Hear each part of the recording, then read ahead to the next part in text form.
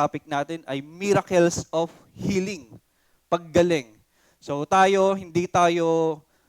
lahat tayo pamilyar sa mga taong humihingi ng tulong. Meron akong sakit, merong na ospital, pwede bang ipag-pray yung aking magulang, pwede bang ipag-pray yung aking anak. So lahat tayo ay nanghingi ng healing, tama? Sa Panginoon. Pwedeng sa atin, mahal natin sa buhay. So we are very familiar sa pag-uusapan natin ngayon. Okay, so I want to start with something that happened to me, a real story. And I know na karamihan sa inyo, alam ko na nangyari sa akin 2 years ago. So nagkaroon ako ng problema sa aking lower back. Ang tawag doon ay dalawang klase ng problema, pero very similar. Meron akong dalawang disc sa aking lower back na nagkaroon ako ng bulging disc at herniated disc. Ayan, so ano ba yung dalawang yan? Yung bulging disc, kung meron tayo, di ba, spinal column, naging science na kagad tayo rito, no? Diba, kaya nyo mag-8-8 eh. Kasi flexible yung likuran natin yan, hindi lang yan purong buto. So meron tayong spinal column, and then in between, merong disc na tinatawag. So parang rubber yon. So yun yung taga-absorb ng tawag rito? Impact. Ayan. So imagine nyo na lang, merong dalawang buto, and in between, sa gitna, merong lobo. Compress mo, ano nangyari sa lobo? Hindi agad. Huwag naman. Yeah. Nag-expand. Diba? So, nung nag-expand, tinamaan yung nerve ko sa likod at sobrang sakit. Nagkaroon ako ng sciatica. Ang tawag doon ay bulging disc. Ang mas malala, yung tinatawag na herniated disc. Kasi sobrang ipit, ano nangyari? Ayun na, pumutok na.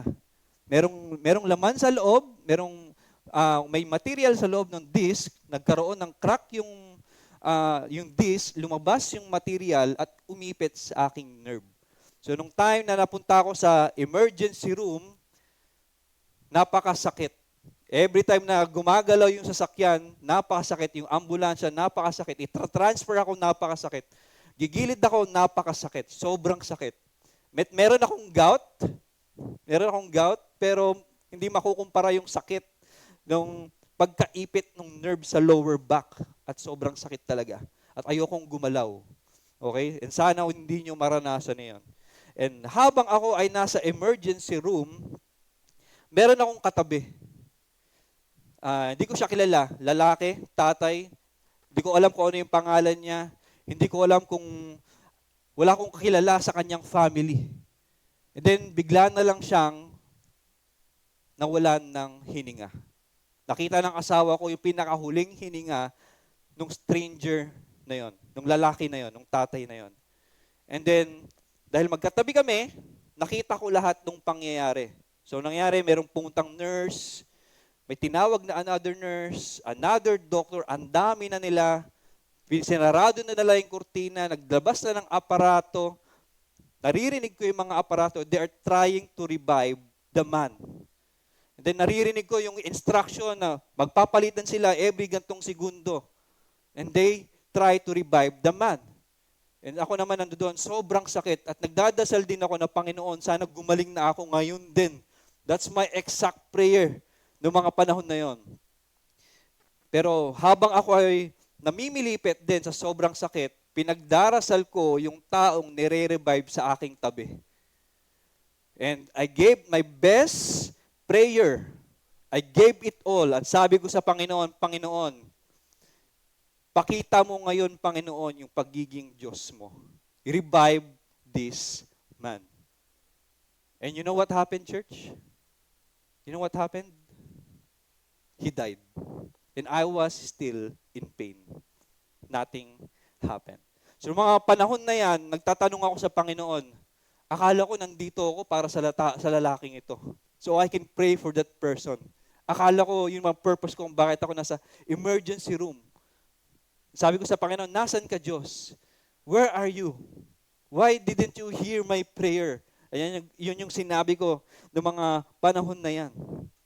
And sinabi ko pa sa Panginoon, God, right now, this is the moment. This is the moment. Let this man live. Sabi ko sa Panginoon, show everyone in this room that you are real. Prove that you are God. Where are you, God, after Kasi hindi siya na-revive. I am still in pain. And I asked God, where are you, God? Why did you not answer? Alam mo, napakahirap ng ganong sitwasyon. Tama? I don't know kung napunta ka sa ganong klase ng sitwasyon. Maybe magulang, maybe someone na yung kakilala, and you prayed too hard, but God didn't answer. Ang sagot ng Panginoon ay no. At napakahirap niyon, tama? Alam nyo, yan yung sermon natin ngayong umagang ito ay about sa bagay na yun, about sa question na yun. And I am not going to give you easy answer. Kasi walang simpleng sagot. Walang simpleng sagot. Hindi ko alam kung bakit yung iba nagkakaroon ng miracle at gumagaling. I don't know kung bakit yung iba hindi. Hindi ko alam. So I can't give you a simple answer para sa tanong na ito. Pero isa lang, yung alam ko at maiintindihan natin, magbabago yung isip natin, the way we think about God, the way we think about unanswered prayer or prayer, the way we think about healing. May magbabago. Yan ang i-assure ko sa inyo ngayong umagang ito. Now, sabi rito sa Bible, sa John 14:12, na napakaganda, ni-explain sa atin ito ni Pastor John last week. Ito yung pangako ni Jesus. Okay? At ito yung binibigay niya sa atin. Sabi dito ni Jesus, this is Jesus' words, very truly, I tell you, whoever believes in me will do the works I have been doing. Ano ba yung works na sinasabi ni Jesus? Yung works na sinasabi nito ni Jesus ay yung kayang magpagaling ng mga bulag at makakita, yung mga bingi makarinig, yung mga lumpo makalakad, yung patay mabuhay, to cast out demons. Yan yung works na sinasabi ni Jesus. And sabi niya, whoever believes in me will do the works I have been doing. At hindi lang yon. There's a bigger promise here. And they will do even greater things than this. Can you imagine that? Yan yung promise ng Diyos. Pero ito ay nasa Book of John. Nasa pang-apat na book pala ng New Testament. Di ba? Matthew, Mark, Luke, John. And marami pa. And then, merong tension sa pag-uusapan natin ngayon. And naniniwala ako na maraming tao na umaalis sa kanilang pananampalataya kasi hindi nila naiintindihan nito. And this is very hard to accept. Because this is the truth. This is the reality. Our God heals, but He doesn't heal everyone all the time. Our God heals, but He doesn't heal everyone all the time. And this is hard. Tama? This is hard. So, maraming tao, pag hindi nila na-receive yung healing, yung prayer na hinihingi nila sa Panginoon, nawawala sila sa kanilang pananampalataya. And I don't want that to happen to any one of us. Okay? I don't want that to happen to any one of us. Now, alam niyo natin kung ano yung problema. Alam na natin kung ano yung tension. May kakayahan ng Panginoon na magpagaling, pero hindi niya pinagagaling ang lahat. It is hard to swallow, but that's the truth. Okay? Kailangan natin tanggapin yan. And there are reasons. Pag-uusapan natin yung mga reason kung bakit hindi laging miracle ang pinakikita ng Panginoon. There are 3 reasons. Mapag-aaralan natin mamaya. So before tayo pumunta dyan, merong isang lalaki sa New Testament na very famous. Walang iba kundi si Apostle Paul. Sino ang kilala kay Paul? Hindi yung classmate mo ng elementary. Okay? Alam ko, meron kang Paul na classmate mo na elementary, high school, college, katrabaho, meron kang kilalang Paul. Pero hindi yun yung Paul na sinasabi ko, kundi si Apostle Paul na nagsulat ng karamihan ng book sa New Testament. And knowing Paul, nakapag-cast out siya ng demon, nakapagpagaling siya ng mga may sakit. Meron siyang authority, meron siyang kakayahan, katulad ng pangako ni Jesus. Diba? Pero sa 2 Timothy 4:20, meron siyang kaibigan na ang pangalan ay Trophimus. At anong nangyari sa kanyang kaibigan? Hindi lang basta kaibigan, kasama niya sa ministry. I left Trophimus sick in Miletus. Si Paul, na isa sa mga popular at isa sa mga importanteng karakter sa New Testament, meron siyang kakayahan na magpaalis ng demonyo, to cast out demons, magpagaling ng may sakit, and he left his friend Trophimus sick. Can you imagine that? Di ba? Then another verse, sabi rito sa 1 Timothy 5:23, ang kausap naman dito si Timothy, yung kanyang disciple, yung kanyang estudyante, ang kanyang mini-mentor. Sabi dito ni Apostle Pablo kay Timothy, use a little wine because of your stomach and your frequent illnesses. And this is Apostle Paul. Tama? This is Apostle Paul na nagka-cast out ng demon, na nagpapagaling ng may sakit, and yet sa kanyang kaibigan, sa kanyang sariling dinidisciple, ito, paracetamol. Masakit ulo mo? Yeah? Ito, BioFlu, prescription binibigay. Para sa modern day natin, ito, Saridon, masakit ulo mo eh. Di ba? Yun yung tension na nangyayari.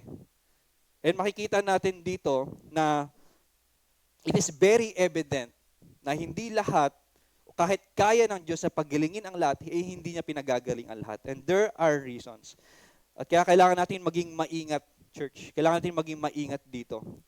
Kasi maaring hindi natin maintindihan. At sabihin ko sa inyo, hindi ko rin alam ang lahat ng sagot kung bakit. I can't give you a simple answer. I hope I can, but I really can't. No? Hindi ko talaga kaya magbigay ng simpleng sagot. And there are reasons kung bakit inaalaw ng Diyos yung isang tao na magkasakit at merong iba na pinagagaling. I don't know. Pero isa lang yung pinakapunto ng sermon natin ngayong umagang ito. Our faith is not based on what God does. Our faith is based on who God is. So tandaan lang natin yan. Di mo muna kailangan i-ponder yung isipin mo sa katotohanan na yan.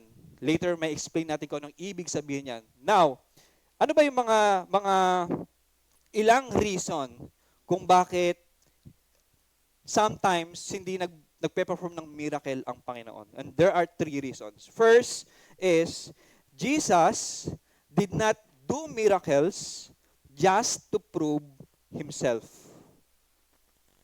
Alam ko sa unang beses na maging Kristiyano tayo, lalo na sa akin, very importante sa akin yung pag-test sa Diyos. Unang beses na nakarinig ako about tithing, okay, i-test ko daw ang Diyos sa tithing. Ang sabi sa prayer, i-test ko daw ang Diyos sa prayer. Diba? Sa unang beses na Kristiyano ka, makilala ka sa Panginoon, tinetest muna natin ang Diyos, tama ba? Sa ating prayer. And totoo, dyan ako nakakilala sa Panginoon eh. Nung I tried mag-pray one time, in-answer ng Diyos. Ang sagot ng Diyos ay yes. Okay, maybe this is a coincidence. Second time, well, pwedeng chance lang. Pero 3, pang-4, ay, totoo ang Diyos. So I gave my life to Him after that. So, sa unang beses, pwede nating i-test yung Panginoon para lang ma-prove ng Diyos na Diyos siya, yung kanyang kapangyarihan. Pero dumadating sa punto ng buhay natin, dapat titigil tayo na i-test ang Panginoon para i-prove niya sa atin na Diyos siya. Naintindihan niyo ba? Medyo mahirap explain, tama. Pero merong verse dito, yung mga Pharisees. So kilala niyo yung mga Pharisees, tama? And noong unang panahon, sa time nila, Pharisees are religious men, respectable religious men sa kanilang panahon kasi wala silang ibang ginawa sa buong buhay nila kundi magbasa ng Biblia, aralin yung law ni Moses. So during that time, basahin ko na lang yung verse. Sabi rito sa verse sa Mark 8:11-12, the story goes like this. The Pharisees came and began to question Jesus to test Him. They asked Him for a sign from heaven. Ang ginawa nila dito, merong dalawang tayong bagay maintindihan, and I will explain it to you later. Next verse is, He sighed deeply, or Jesus sighed deeply, and said, Why does this generation ask for a sign?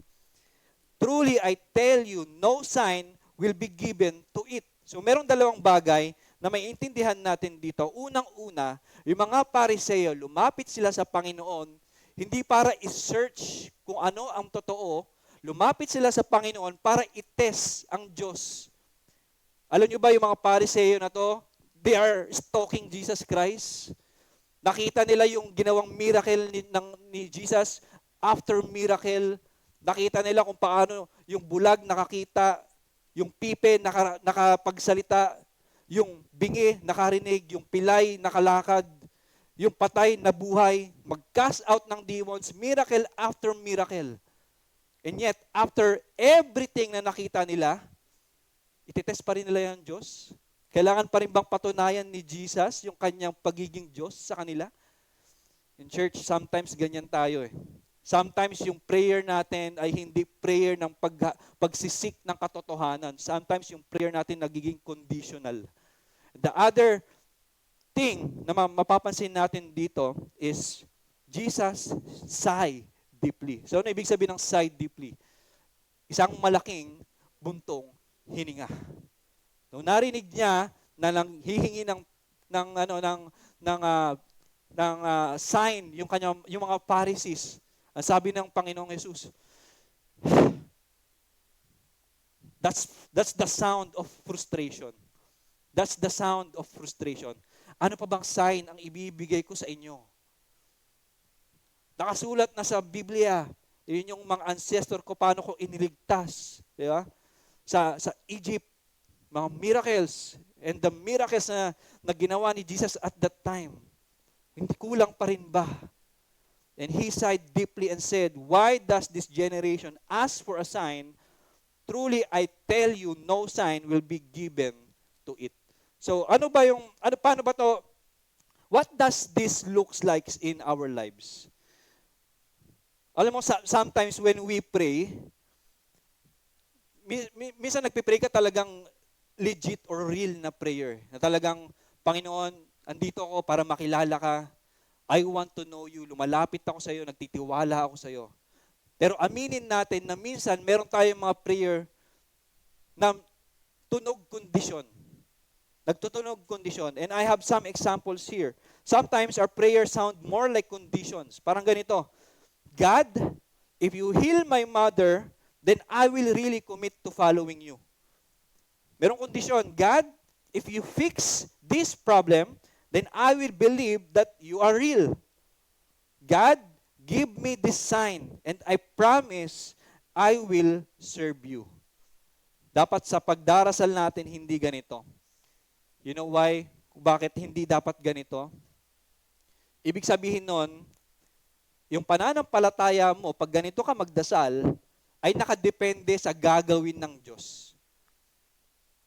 Sa gagawin ng Diyos ka nakadepende yung pananampalataya. Pag ang sagot ng Diyos sa prayer mo ay yes, you are on fire, you are faithful. Pero pag ang sagot ng Diyos sa prayer mo ay no or wait, saka na muna ako, alis mo muna ako dito. See you next time. Di ba? Nagtatampo, umaalis. Pag ganyan yung dasal. Pero instead, na ang pananampalataya natin ay nakadepende sa gawa ng Panginoon, ang pananampalataya natin dapat nakadepende kung sino ang Diyos mismo.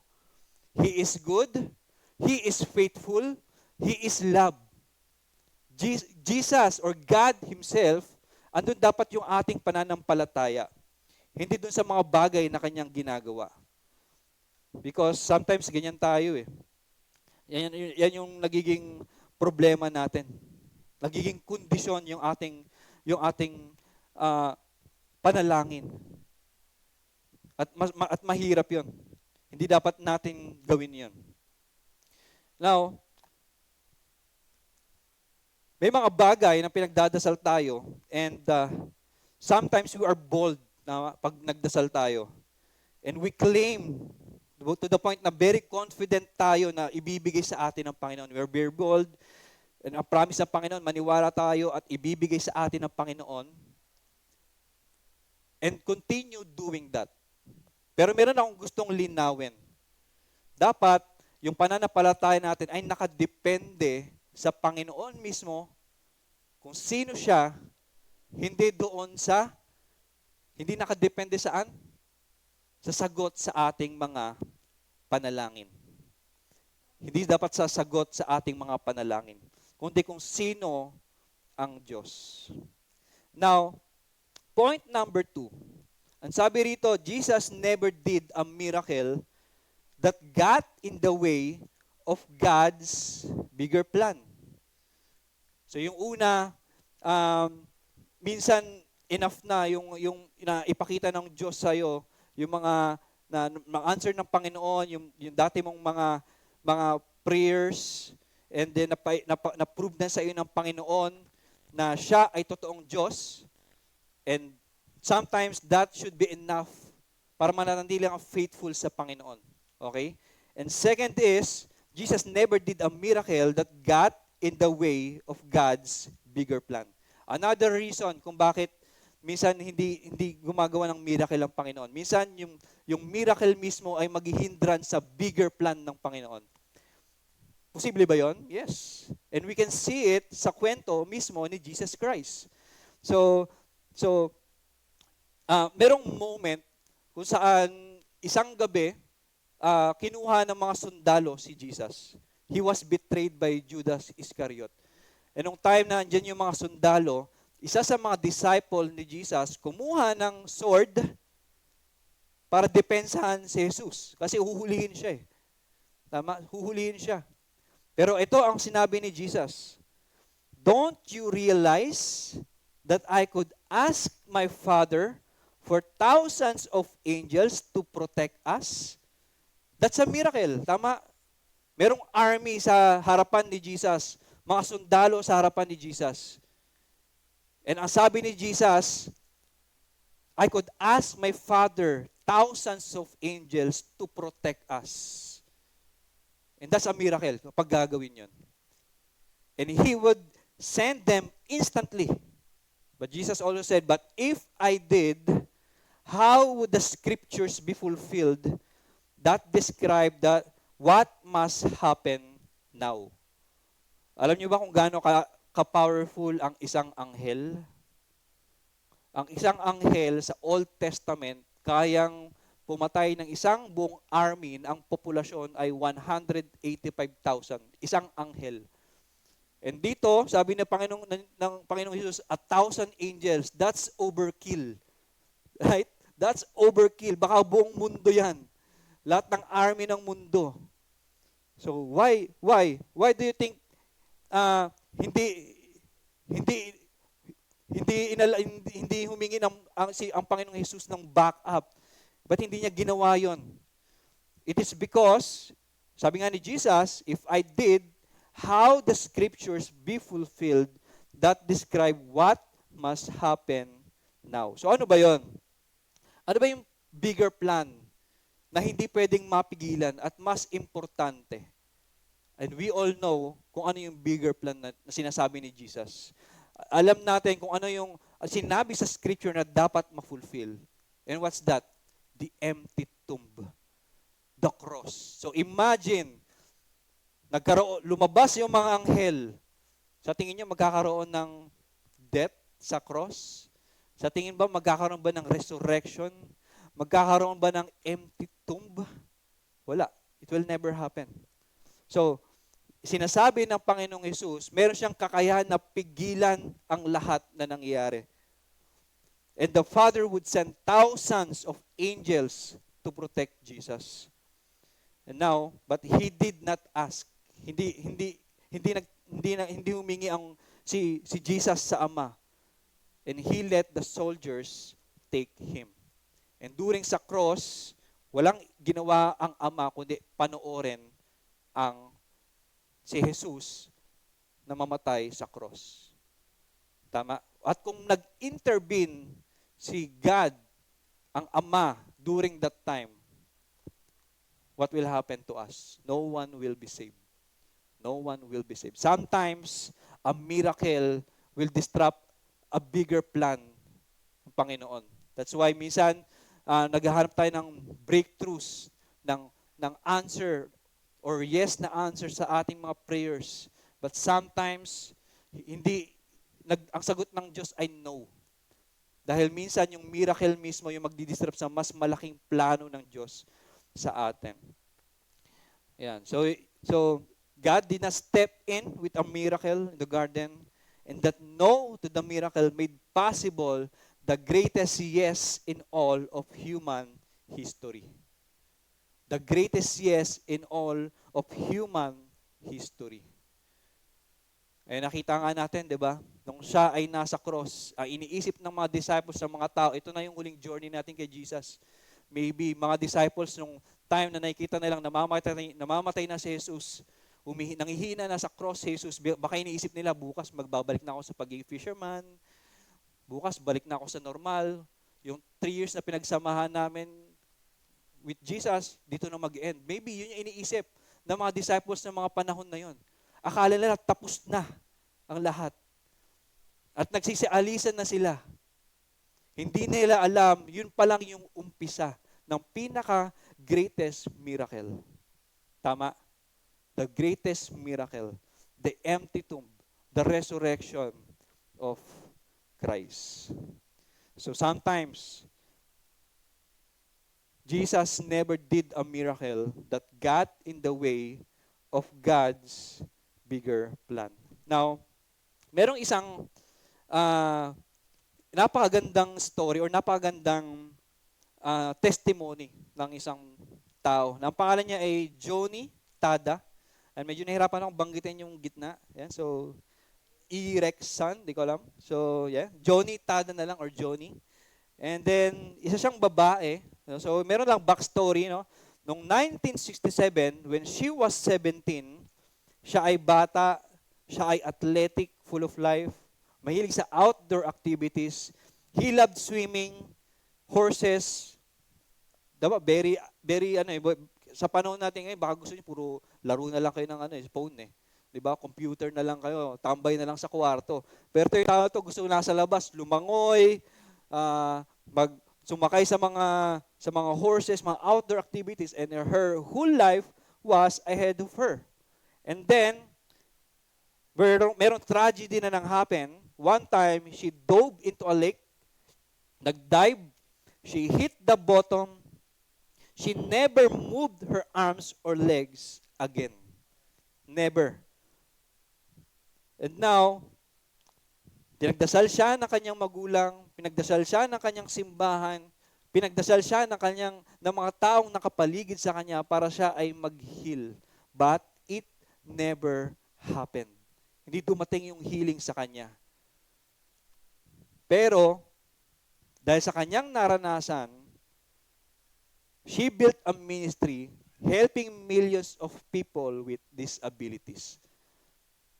Dahil sa kanyang naranasan, dahil sa kanyang testimony na pananatili sa Panginoon, despite na hindi siya nakareceive ng healing, he helped millions of people with disabilities.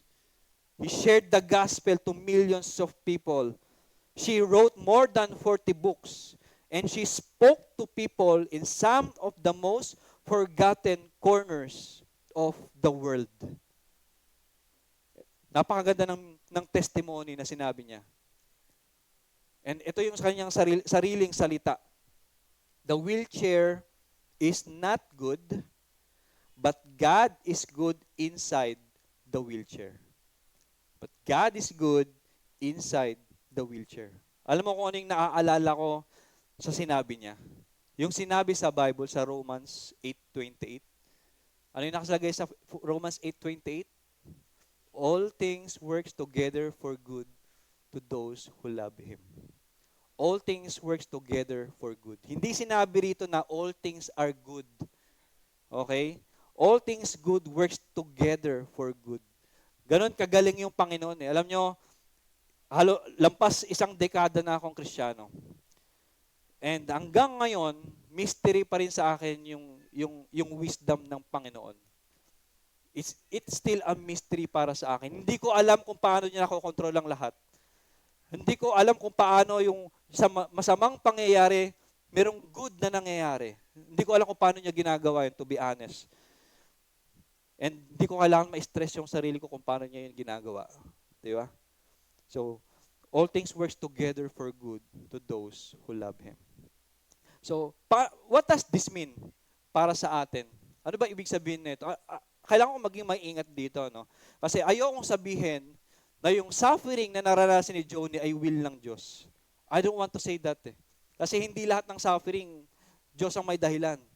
Madalas nagsasuffer tayo kasi resulta lang yon ng ating maling desisyon. Tama? Mahirap dumating sa punto na merong lalapit sa akin na yung anak niya nasa ospital, nag-50-50. Tapos sasabihin ko sa kanya, okay lang yan. Will yan ng Panginoon. Dapat maging masaya ka. Merong greater plan ng Diyos. Nako, huwag niyong sasabihin yung ganun. Okay? So, kailangan kong maging maingat sa sinasabi ko sa inyo. Kasi, kung meron man akong isang bagay na na-realize about suffering, kasi based on my past experience, ayaw ng Diyos na nagsasuffer tayo. Ayaw ng Diyos na nagsasuffer tayo. Why? Because the original creation ng Panginoon sa mundo ay perpekto. Walang suffering. Perfect life. Adam and Eve. Tama? Kailan ba pumasok yung suffering? When mankind decided to disobey God, doon pumasok yung suffering. So hindi gusto ng Diyos na nagsasuffer tayo. Kaya nga namatay siya sa cross para sa pagdating ng panahon, sa dulo, hindi na tayo magsasuffer. Ayaw niya nagsasuffer. Pero the good thing about God, every pain and suffering na meron tayo, bad situation na meron tayo, God will use it for good. Ganon kalupit ang Panginoon. Ganon katindi ang Panginoon. And I don't know kung paano niya yon ginagawa. Now, sa experience ko, no? Kasi meron din akong naging problema 2 years ago. So, yung lower back, actually, napakasakit noon, pero hindi yun ang pinakamasakit na naranasan ko. Ang mas masakit na naranasan ko, nung time na yon, ay hindi ko magampanan yung role ko bilang tatay, hindi ko magampanan yung role ko bilang ama. Yan yung pinakamabigat sa akin sa lahat. Yun. So, nakahiga lang ako, hindi ko kaya makapag-provide sa aking family, hindi ko maalagaan yung sarili kong anak, that time, wala pang 1-year-old. So, yun ang pinakamas mabigat sa akin ng mga panahon na yun. But despite of it, kahit na hindi ako proud sabihin na during that time, I stopped reading the Bible. During that time, hindi ako makapunta dito sa simbahan because I literally can't. Dahil hindi ako makalakad. Na minsan, yung prayer ko ay puno ng reklamo, groans, nanatili ako sa Panginoon. At hindi niya ako iniwan. At marami akong question sa Panginoon. Bakit ako? Bakit ganito? Bakit ganyan? Pwede naman sila. Bakit ako? Pero kahit anong tanong ko, walang sagot. Alam niyo kung bakit walang sagot? Kasi most likely, yung sagot sa tanong na yon ay marirealize lang after that season. After that season. After the season of pain, after of season of suffering, after season of unanswered prayer, saka mo lang maiintindihan o ma-realize yung sagot ng Diyos after that season.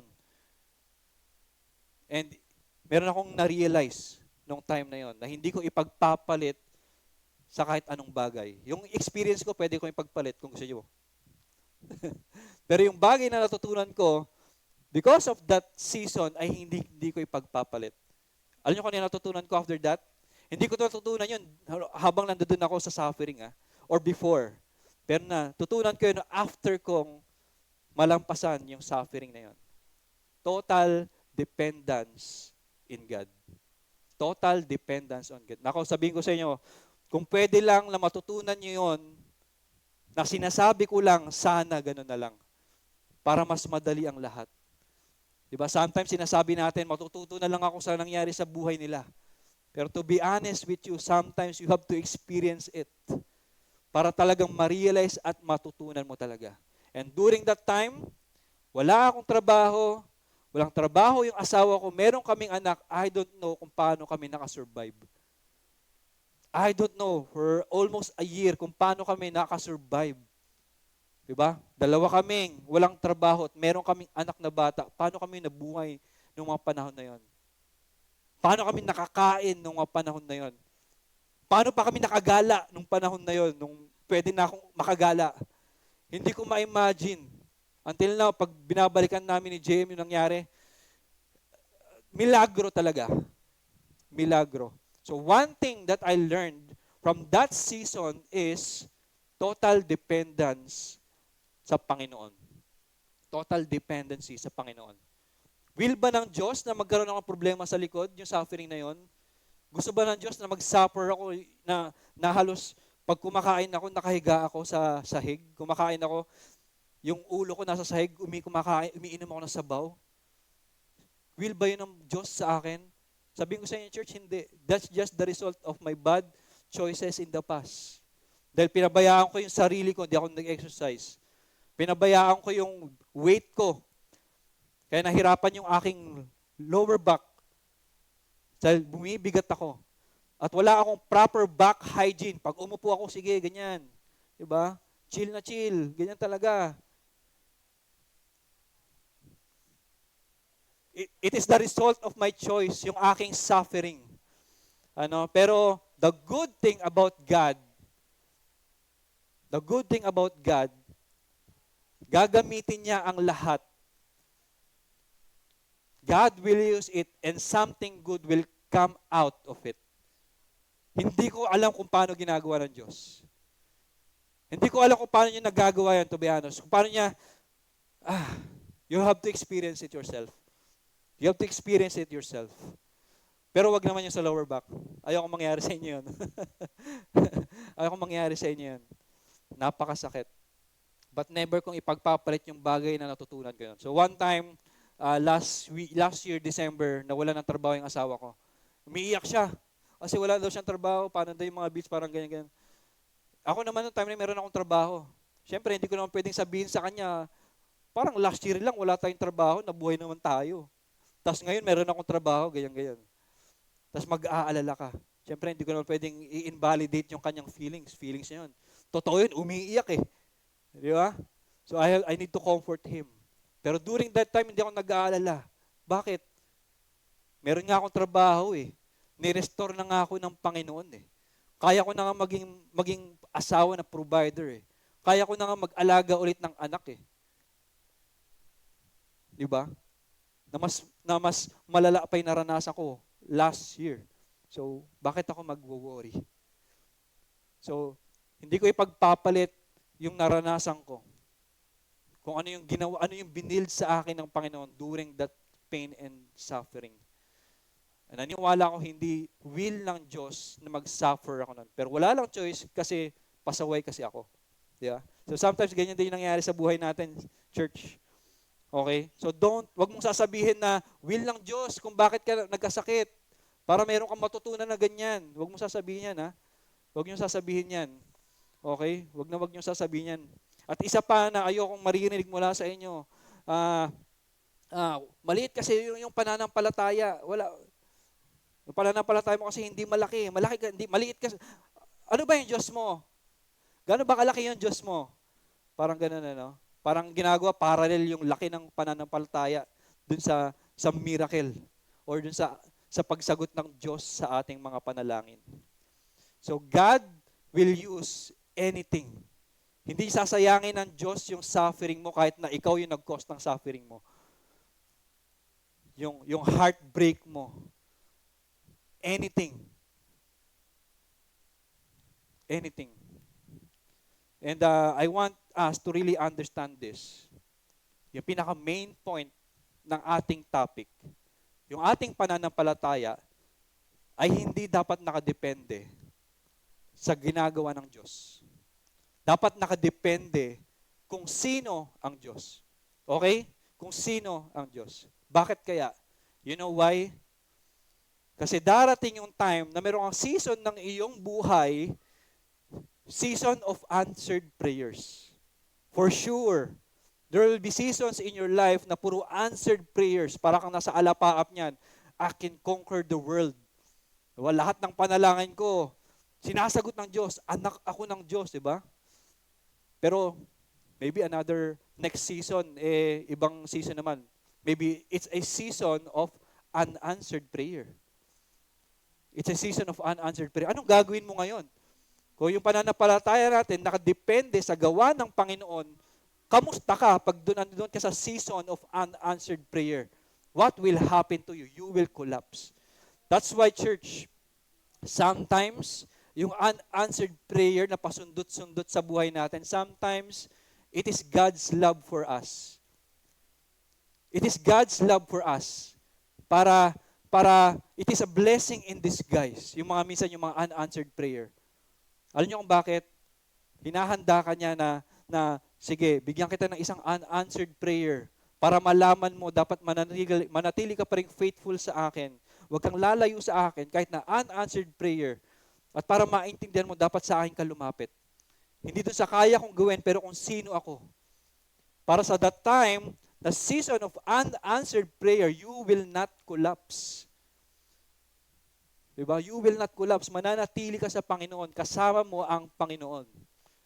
So sometimes, yung mga pasulyap-sulyap, papitik-pitik na unanswered prayer, that's God's love para iparamdam sa atin, pa-realize sa atin, na yung ating pananampalataya ay hindi dapat doon sa kanyang ginagawa, hindi dapat sa miracle, kundi doon kung sino ang Diyos. Kasi kung nakadepende doon sa answered prayer, yung pananampalataya, up, down, up, down, up, down ang mangyayari. Mabuti sana kung up, down, up, down, up, down. Then you realize yung mga down mo parang maging stable ka pataas. Di ba? And then the time of season of unanswered prayer, you will not collapse. You are ready. Hindi ka aalis sa Panginoon. Kasi alam niyo kung ano yung ibig sabihin ng pananampalataya? Ang pananampalataya ay hindi yan feelings of expectancy or feelings of certainty. Akala kasi ng tao, ganyan yun eh. Yung feeling of certainty, akala nila yun ang pananampalataya, mali. Ang ibig sabihin ng pananampalataya ay direction, hindi feelings. You can have big faith in yourself, you can have big faith sa iyong trabaho, sa iyong kakayahan, sa iyong iba, and yet mag-fail. Kasi yung pananampalataya ay hindi nasa Panginoon. Tama? Pero kahit gaano pa kaliit ang iyong pananampalataya, pero nakatingin ka sa Panginoon, ang direction mo ay sa Panginoon, Jesus is the object of your faith. Lagi mong kasama ang Panginoon. Lagi mong kasama ang Panginoon. Hindi sasabihin hindi i-answer lahat ng Diyos yung ating mga panalangin. Pero sa mga panahon na ang sagot ng Diyos ay no, kasama natin ang Panginoon. Now,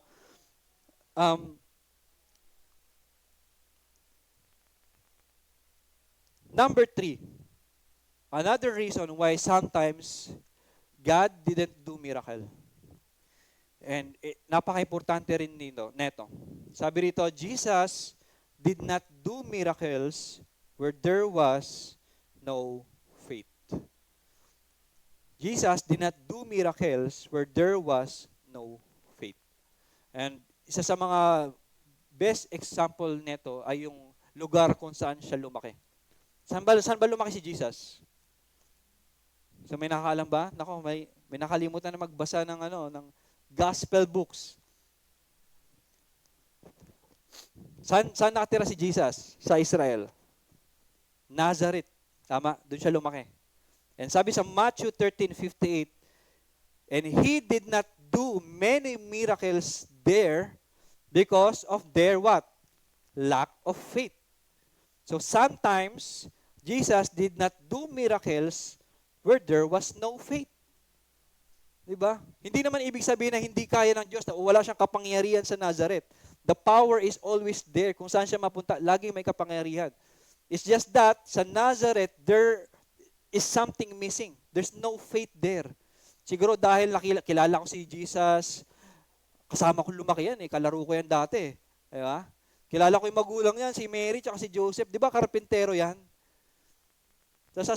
Sasabihin mo sa akin, siya yung Messiah? Oh man. Oh no. Di ba? So he did not do many miracles there because of their lack of faith. And then if you're going to read iba't ibang verses, sabi sa Mark 5:34, Luke 17:19, and Mark 10:52, faith has healed you. Your faith has made you well. Your faith has healed you. There's miracle kapag merong faith. Okay? Merong milagro pag merong pananampalataya. And katulad ng sinabi ko sa inyo kanina, hindi yan palakihan ng pananampalataya. Hindi parallel yung malaki yung pananampalataya mo and sa effectivity ng iyong prayer. That's not true. Hindi naman sinabi rito na your big faith has healed you. Di ba? Your big faith has made you well. Your big faith has healed you. Hindi.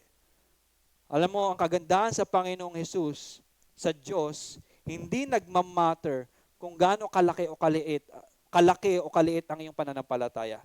Ang nagmamatter sa Kanya ay meron kang pananampalataya sa Kanya at lumalapit ka sa Kanya. Doon nagkakaroon ng milagro. Pag lumalapit tayo sa Panginoon. Ibang istorya kapag wala ka talagang pananampalataya sa Kanya. So there's a story sa Bible, isang story ng isang tatay at meron siyang anak. And then yung kanyang anak ay possessed ng demon. So, itong anak niya, mula pagkabata, merong problema na laging napapahamak. So, they brought him. When the spirit saw Jesus, it immediately threw the boy into a convulsion.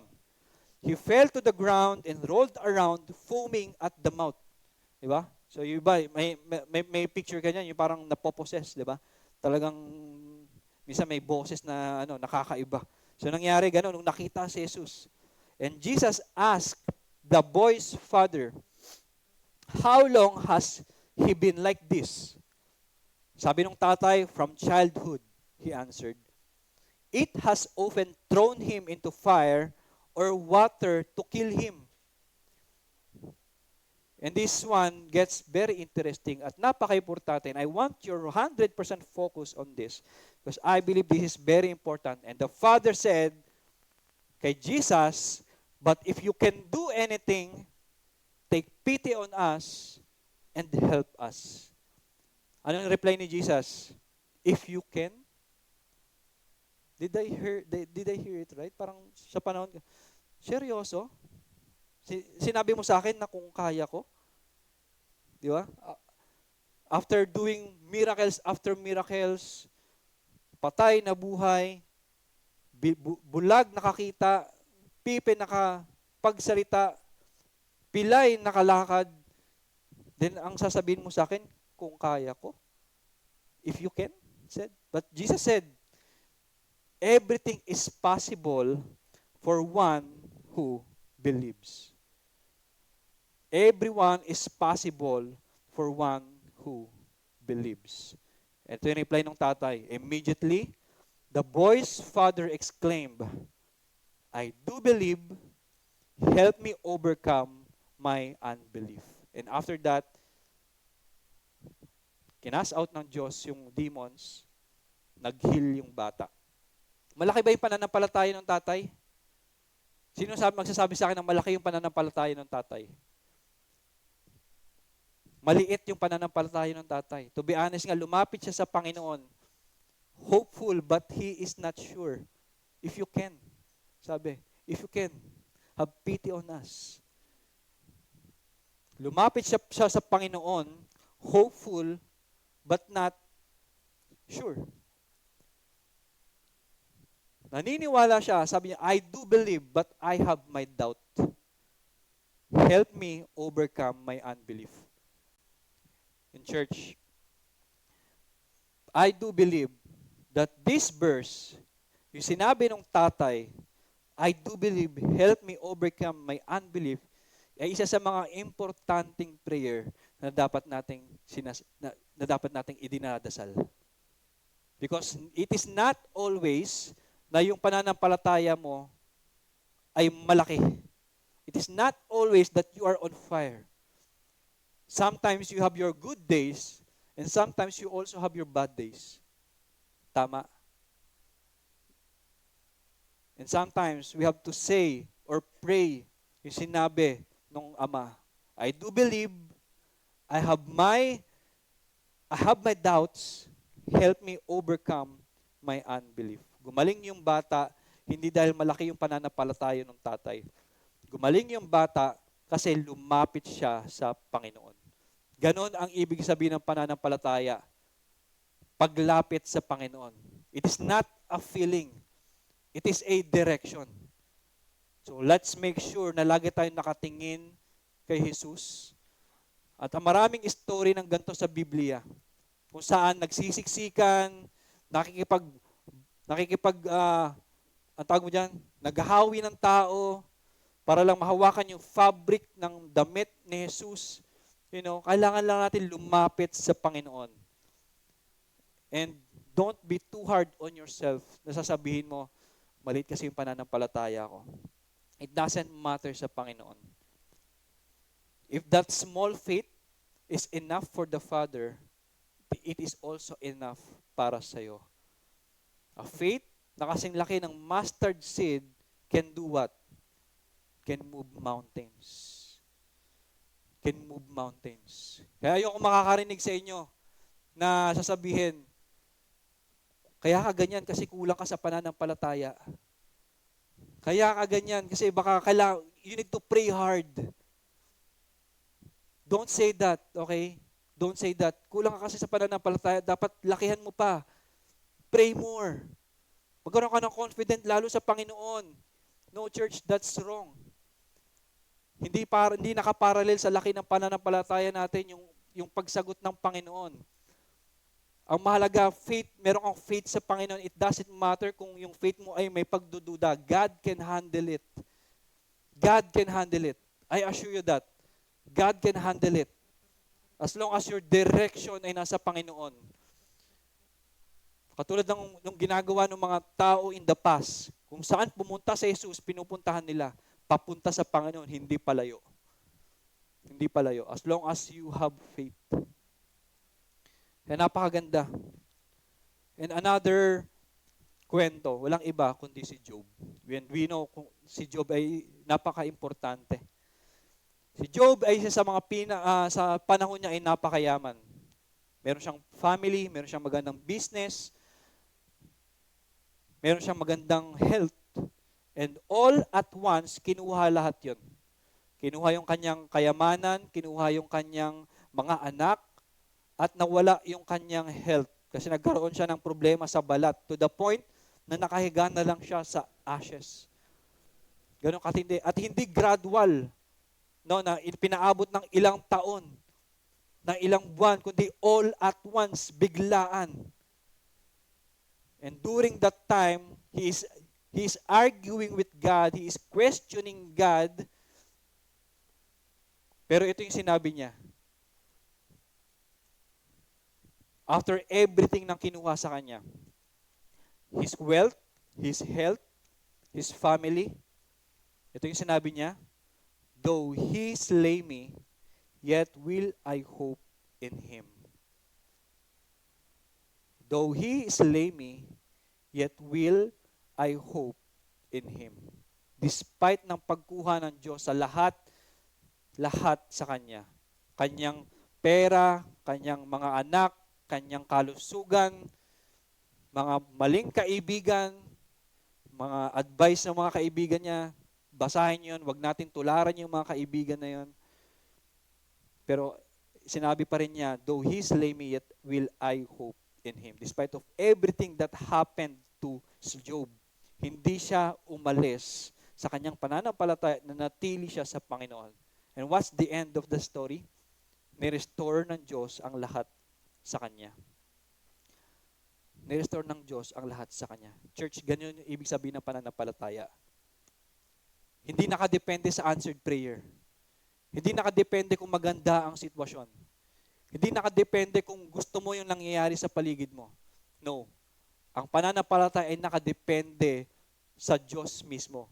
Kung sino ang Diyos mismo, sa kanyang faithfulness, sa kanyang pag-ibig. Because if our faith depends dun sa mga sa answered prayer natin, katulad na sinabi ko sa inyo kanina, up and down yung ating pananampalataya. Up and down and up and down. Now, alaman natin yung mga um, reasons kung bakit minsan hindi gumagawa ng miracles ng Panginoon. Sometimes, meron ng ginawa ang Diyos enough para patunayan na siya ay Diyos. So church, sa mga panahon na yan, instead of testing God, search Him. Instead of testing Him, search God. Pangalawa, ito naman yung another reason. Ano yung pangalawa? If you can recall, the other reason is what?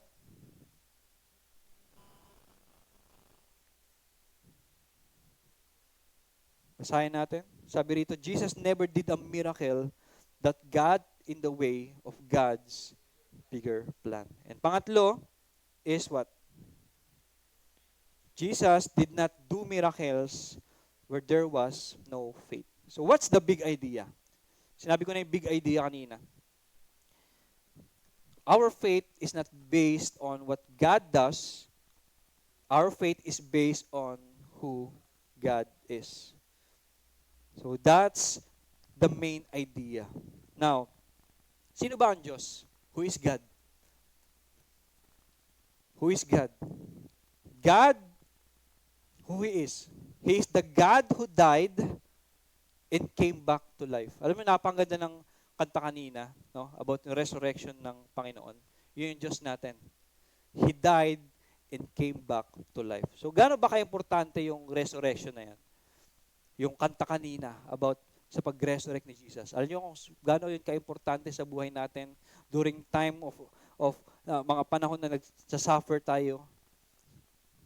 Naghahanap tayo ng healing na hindi natin ma-receive. During unanswered prayer, you know how important yung resurrection ng Panginoong Jesus? Ano pang mas madilim kaysa sa kamatayan? May mas madilim pa ba sa kamatayan? Wala nang mas madilim sa kamatayan. Tama? And yet, Jesus went there and He came out. What does that mean for us? Ibig sabihin niyan, there's no place too dark for Him to enter. It means there's no situation too hopeless for Him. It means there's no pain too deep for Him. Kasi siya mismo willingly pumunta sa kadiliman, pumunta sa kamatayan, and He came out. He overcomes. Victory over death. Alam nyo, naniniwala ako, babalik ako dun sa oras ko sa emergency room. Noong mga panahon na hindi ko maramdaman ng Diyos. Yung mga panahon of unanswered prayer. Panahon na hinihingi ko na i-revive ng Diyos yung katabi ko. One thing that naniniwala ako, kahit hindi ko siya nararamdaman ng time, kahit hindi ko siya nakikita ng time na yun, naniniwala ako, kasama ko yung Diyos habang nagsasuffer ako.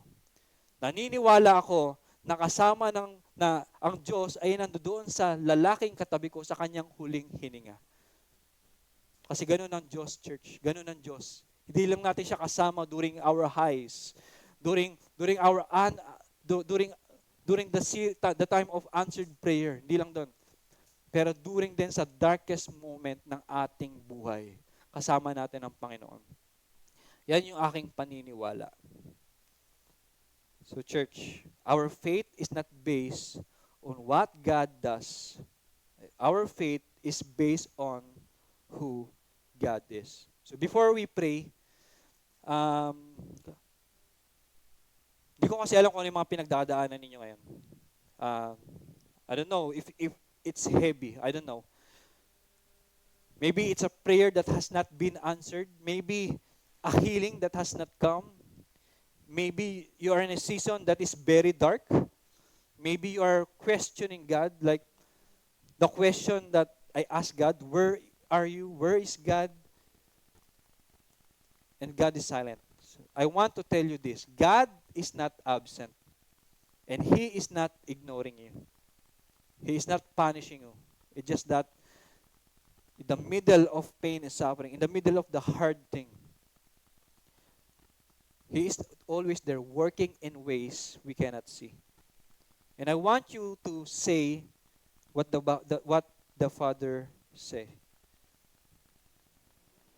Wala sa puso natin. Because I believe this is very important for us. Because the Father did not come to Jesus with strong faith. The Father came to Jesus with an honest faith. Kailangan lang natin minsan maging totoo kung ano yung nararamdaman natin.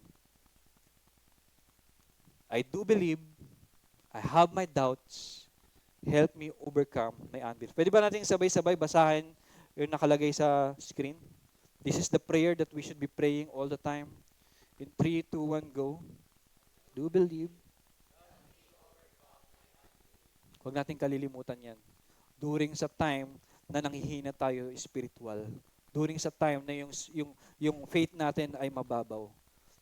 Alam niyo, kahit gaano pa yan ka-low ang pananampalataya mo, maybe now or in the future, God will meet you there.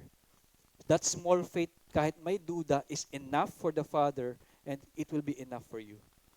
Pero maganda sa Panginoon, manatili ka sa Panginoon, mag-uumpisa ka sa low, for sure, palalaki ng Diyos ang iyong pananampalataya. Amen? Amen. So, yayain ko bawat isa na pumikit at tayo'y manalangin.